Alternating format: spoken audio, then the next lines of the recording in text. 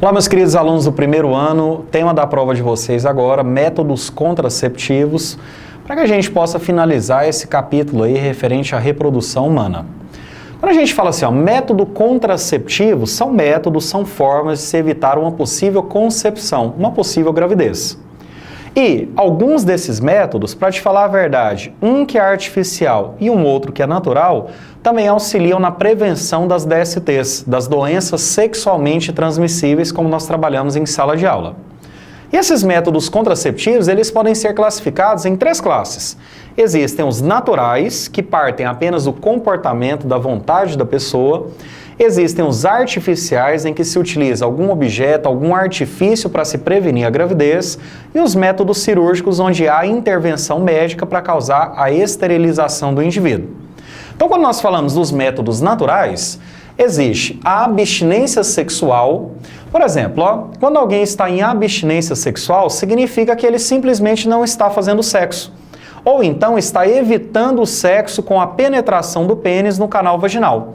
Dessa forma, a abstinência sexual é um método contraceptivo natural que impede, no caso, uma possível gravidez, uma vez que, segundo esse método, né, o esperma não será liberado dentro do canal vaginal, então dificilmente você vai ter uma gravidez.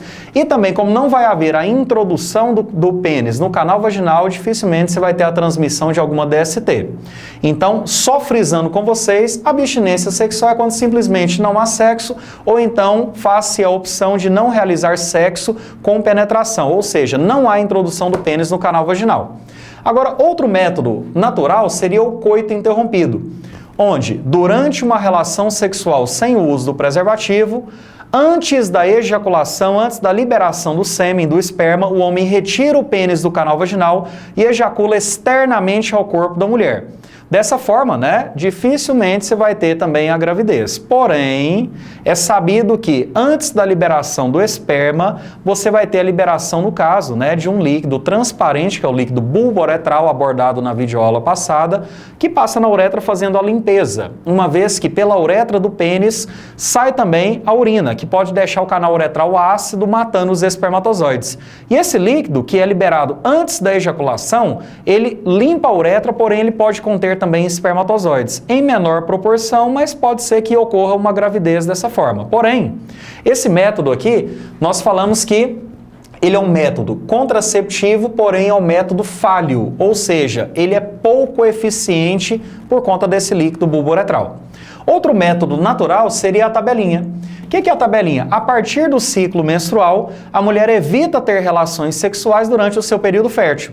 Nós sabemos que o primeiro dia da menstruação é o primeiro dia do ciclo menstrual. E se a mulher tem um ciclo menstrual de 28 dias, por exemplo, né, a maioria das mulheres tem esse tipo de ciclo, na metade desse ciclo, ou seja, no 14º dia, vai haver a ovulação, a liberação do gameta feminino. Porém, o período fértil dela corresponde a mais ou menos 4 dias antes a 4 dias depois do dia da ovulação. Ou seja, a mulher com a tabelinha em mãos, ela pode calcular e evitar ter relações sexuais sem o uso do preservativo durante o seu período fértil. Porém, da mesma forma que o método passado, que eu comentei com vocês agora, que ele é um método falho, a tabelinha também é pouco eficiente. Por que ela é pouco eficiente? É um método falho também, porque o ciclo menstrual de uma mulher pode ter consideráveis variações dentro de um mês, fazendo com que ela não saiba calcular corretamente, né? Talvez sim ou talvez não saiba calcular corretamente quando que é o seu período fértil, podendo errar essa conta e ter uma possível gravidez. Por isso que esse método de tabelinha, normalmente ele não é utilizado sozinho para prevenir uma gravidez. Normalmente ele é associado a outro método, como por exemplo algum método artificial. Desses métodos artificiais, ou seja, você utiliza um objeto, um artifício para prevenir uma gravidez, existe o preservativo que, assim como no caso da abstinência sexual, previne tanto a gravidez quanto também a transmissão de uma DST. E o preservativo seria o quê? Ele pode ser masculino ou feminino, é uma fina membrana de látex que impede o contato do esperma liberado pelo indivíduo durante o ato sexual com o canal vaginal.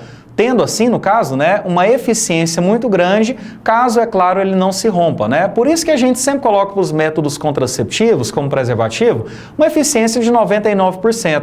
Nunca colocamos 100% justamente porque pode haver alguma falha. Esses métodos dificilmente vão ser 100%. Mas no caso da camisinha, que é o outro nome, né, associado ao preservativo, é uma membrana que vai impedir o contato do líquido masculino do esperma com o canal vaginal. Já o diafragma é uma espécie de membrana também um pouco mais grossa do que o preservativo e ele é introduzido no canal vaginal pela mulher antes da relação sexual. Normalmente a mulher também ela tem que associar ao diafragma uma espécie de geleia espermicida, onde ela passa no diafragma e introduz no canal vaginal para que esse diafragma bloqueie a comunicação do canal vaginal com o útero. Traduzindo, não vai permitir a subida dos espermatozoides até a tuba uterina, que é o local da fecundação. Após a reprodução, a própria mulher remove o diafragma do seu canal vaginal e, nesse caso, né, ele vai ser descartado. Agora, outro método seria o anticoncepcional, que, assim como o contraceptivo de emergência, são formas químicas de fazer uma contracepção. O anticoncepcional de uso regular, normalmente ele contém certas doses do hormônio progesterona, o que inibe a secreção do hormônio LH, que você sabe que é o responsável pela ovulação. Traduzindo, a mulher quando está tomando um anticoncepcional de forma regular, ela simplesmente não vai ovular. Se ela não vai ovular, dificilmente ela vai ficar grávida. Agora, no caso do contraceptivo de emergência, ele não é abortivo, ele também não impede a ovulação. O que ele tenta impedir é o encontro dos gametas, masculino e feminino. Só que o próprio nome já sugere para você que ele deve ser utilizado apenas em casos de emergência mesmo. Justamente porque existe no contraceptivo de emergência uma dose de hormônios femininos muito mais elevada do que no anticoncepcional de uso regular. Traduzindo, o uso constante do contraceptivo de emergência pode causar profundas alterações no ciclo menstrual, gerando alguns problemas para a mulher que depois, no caso, tem que procurar o médico, tem que reverter tudo isso, tem que utilizar um outro medicamento, né, uma outra espécie de anticoncepcional para regularizar o ciclo. Sem contar também que o uso constante do contraceptivo de emergência, cujo princípio ativo é o levonorgestrel, pode diminuir a sua eficácia caso ele seja tomado várias vezes. Traduzindo, ele pode começar, nas primeiras vezes, ter uma eficiência muito grande, mas se for utilizado várias vezes, ele pode perder a sua eficiência. Uma outra forma seria o DIU. DIU por quê? Dispositivo intrauterino. Esse tipo de método contraceptivo, diferentemente do diafragma, ele é colocado, ele é introduzido no útero da mulher pelo médico.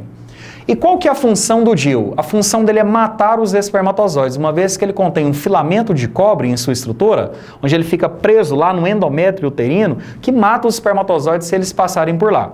E outra coisa também, o DIU pode ser considerado um método abortivo, visto que ele não permite, no caso, a nidação, ou seja, se ocorrer a fecundação e formar um embrião, naturalmente o embrião vai descer das tubas uterinas para o útero. Só que se tiver o DIU presente no útero, ele não vai deixar o embrião fixar lá no endométrio uterino. Por isso que ele pode ser considerado também um método abortivo. Agora, além desses métodos naturais e artificiais, existem dois métodos cirúrgicos que consistem basicamente na mesma coisa. Uma intervenção médica no homem, chamada de vasectomia, onde se faz um corte no canal deferente. Canal deferente que leva os espermatozoides do testículo até a uretra do sujeito. Traduzindo, o indivíduo quando faz a vasectomia, ele continua ejaculando, produzindo, no caso, o sêmen, porém com uma diferença. O seu esperma, o seu sêmen não conterá mais espermatozoides. Da mesma forma, esse processo pode ser feito na mulher, só que fazendo-se uma secção, um corte nas tubas uterinas, estruturas que conectam os ovários da mulher ao seu útero. Fazendo esse corte, vai impedir, no caso, o contato do óvulo que é liberado pelo ovário com os espermatozoides. Mas lembre-se que tanto a vasectomia quanto a laqueadura previnem apenas uma possível gravidez. Não previnem de forma alguma DSTs, ok? Muito obrigado, gente!